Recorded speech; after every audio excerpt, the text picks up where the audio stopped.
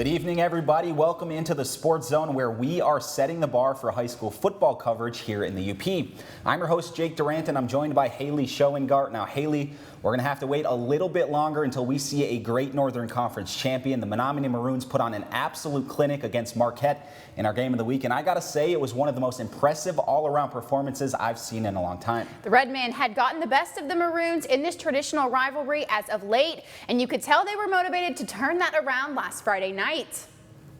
Let's head to Hart Stadium in Marquette, where two heavyweights in the Great Northern Conference were squaring off. The Maroons put together a nice opening drive on 4th down. Aiden Belle connects with Brody Wara for the first down, and that's going to lead to this 4-yard touchdown run by Belle to give the Maroons the 6-0 lead. Second quarter now, 12-3 Menominee. Belle dropping back to pass. He hits Brady Badker. Badker then, he's going to shake off that defender and dashes into the end zone, 20-3 Menominee. We're going to jump to the third quarter. Menominee in control, up 28-6. Marquette finally finds the end zone when Austin Riddle darts one to David Eberhard to make it 28-12 Menominee. But this play will ice the game for the Maroons. Belle taking a shot down the field. Got to love the aggression by Menominee, and guess who? It's Badker again. A stunner in Hart Stadium. Menominee wins with a dominating performance on both sides of the football. They top Marquette 34-13. The Maroons conference title hopes stay alive. They get Kingsford next. Yeah, it's a tremendous feeling. We had an opportunity to do some some good things tonight with the conference. It puts us at 3-0 in the conference, and we're not done with that yet. But we put together, I thought, a really good plan. We had our best practice of the week. We're coming together as a group. We've been talking about focusing for 4 quarters. We did that tonight. We turned them over, and I thought we were very aggressive, and I thought we were the aggressor tonight. I mean, we've been working hard all week.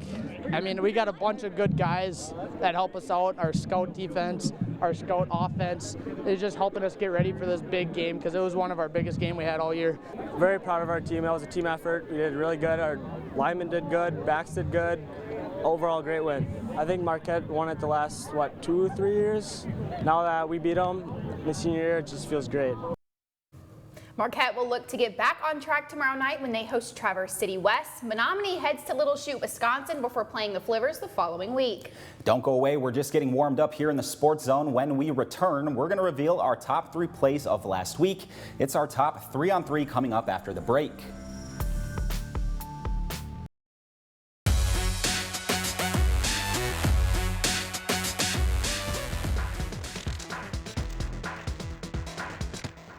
Time to reveal our top 3 plays of Week 7 of the high school football season. These plays were so good, just like Carlos Santana, they were just so smooth. This is our top 3-on-3 plays of the week, sponsored by Recycle 906. Number 3. For our number 3 play of the week, we head to Powers. Now, let's be honest, we could probably use a North Central highlight every week as a top play. These kids make the difficult look so easy. Wyatt Rabb showing that quick twitch. He jukes, plants that back foot, and he's headed to the end zone just like he just got shot out of a cannon. Rabb is one of a handful of Jets that can hit the home run on any given play. The Jets get another big win to keep that perfect record unblemished. Congrats, Wyatt. You get our number 3 play of the week. Number 2. For our number 2 play of the week, we head back to Marquette. I'm not sure what's more impressive here, the throw or that catch. Aiden Belle fits this throw right between 2 Marquette defenders. Brady Badker does a great job keeping concentration and holding on to the football. The ball did come free at the end, but it was ruled a catch. Everything seemed to go right for the Maroons against Marquette, and this was just one of many examples. Congratulations, Aiden and Brady. You both get our number 2 play of the week. Number 1. And for our number 1 play of the week, we head to Nagani. The Miners hosting the Gladstone Braves. A lot of big plays in this one, but here is something you rarely see.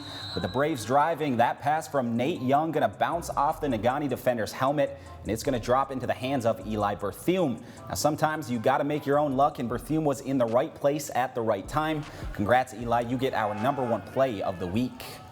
Now, we do have an honorable mention for our top 3-on-3 this week. This play going to come to us from the Marquette versus Escanaba freshman game last week. The score is 21-6, Redmond in the lead. Jackson Jermu, he's going to take the snap, fake the handoff, but he decides to keep it. The Eskimo defenders are coming in hot, and it looks like they're going to swallow him up, but he shakes them off, jukes out 2 more defenders on the way, and he finds himself in the end zone. The Redmen breeze through this game over Escanaba 27-6.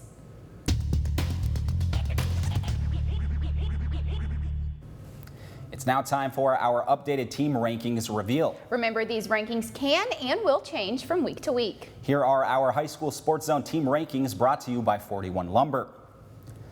We'll start in 11-man football. Menominee skyrockets to the top after that major win last week. They sit at number 1.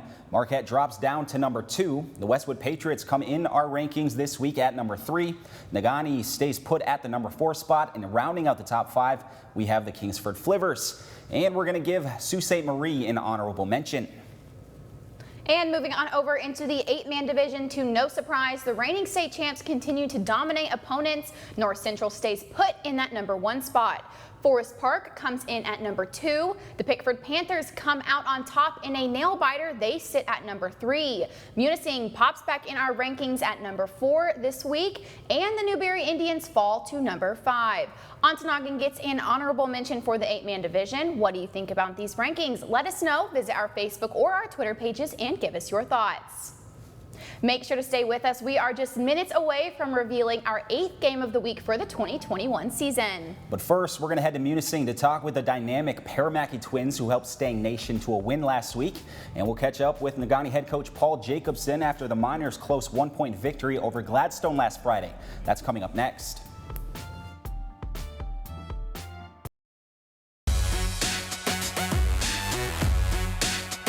Welcome back into the Sports Zone. If you want to reach out to us, you can do it on our social media feeds. It's at the Local 3 Sports Zone on Facebook and at the Local 3 Sports ZN on Twitter. Also, keep up with us at upmatters.com/sportszone.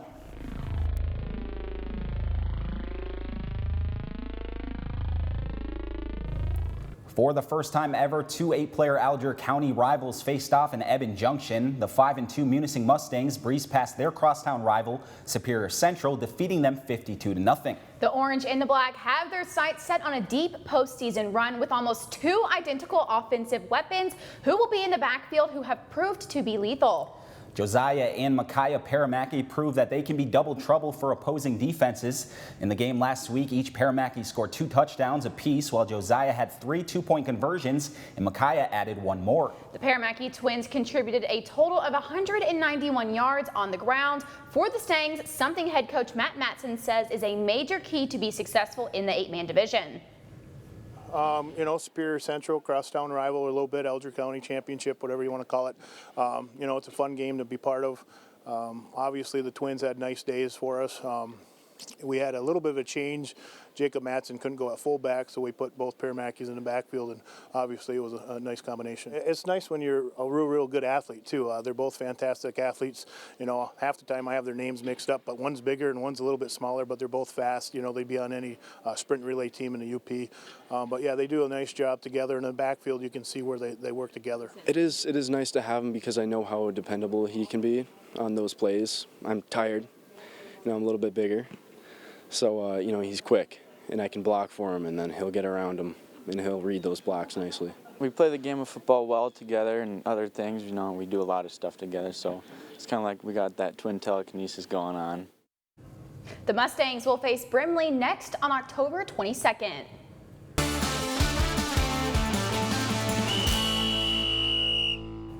Now sitting at 6-1 on the season last week, the Nagani Miners squeaked past the Gladstone Braves in a hard-fought battle that lasted all 4 quarters. Senior Philip Nelson showed his talents throughout the contest, but especially in the first half.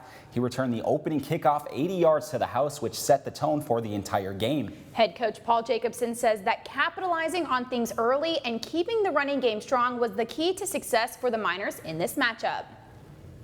Yeah, no, obviously very happy. We had definitely had an earned victory in that contest. We've had some great battles with Gladstone over the past, 20 some years, and it was no different Friday night. They made some big plays, we made some big plays, and just a matter of who made the last one. Nagani hosts Houghton tomorrow night. Coming up on the Sports Zone, we'll reveal where we're headed for our next game of the week. But first, we head to Westwood for our next player spotlight, and we'll meet the members of one family whose love for football has been passed down through generations.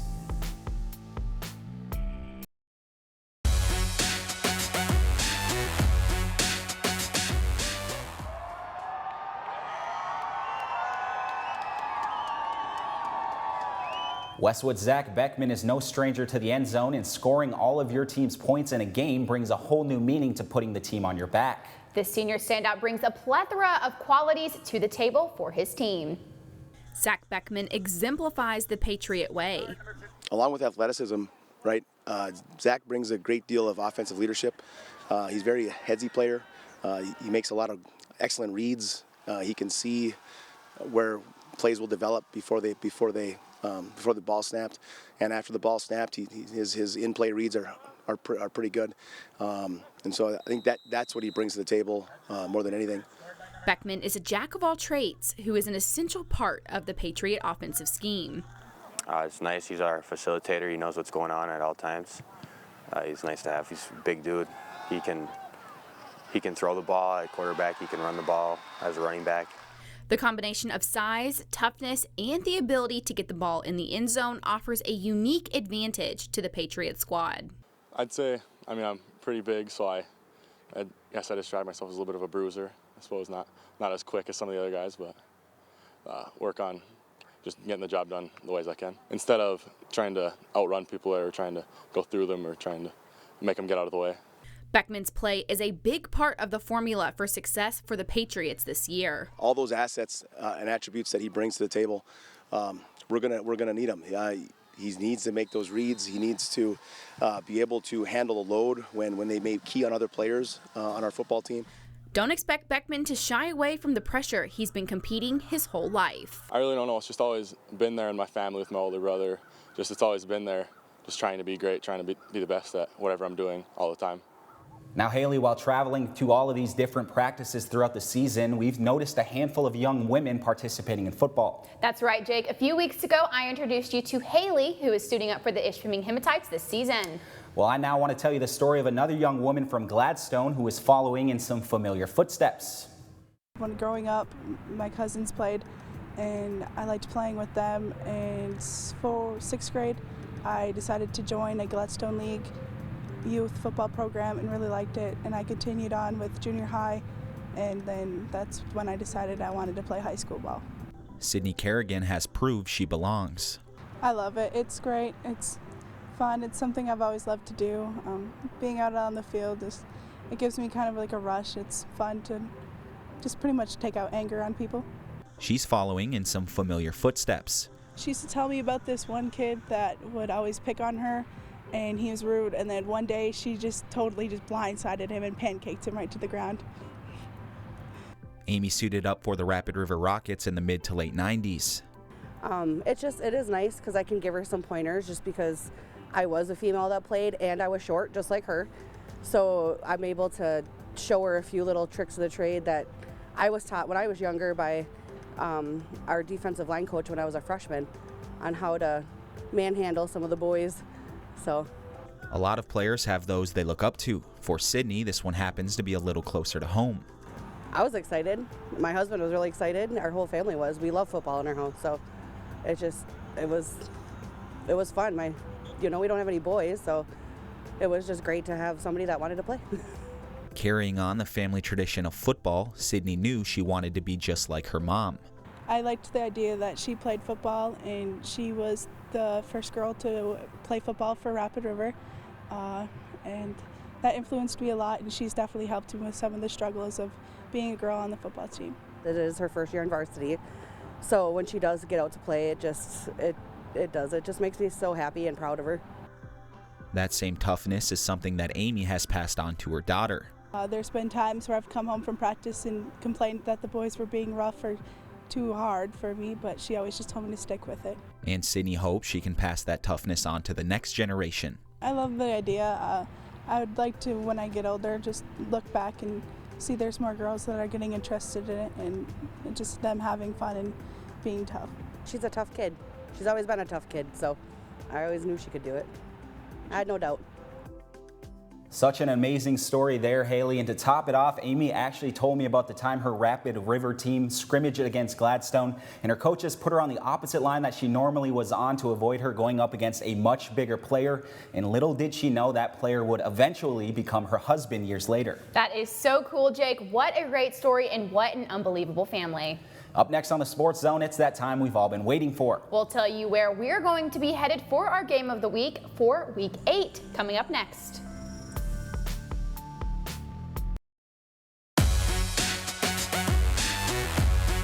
We are nearing the end of the show, which means it's time to reveal our next game of the week destination. This week we've got 2 Westpac teams going head-to-head.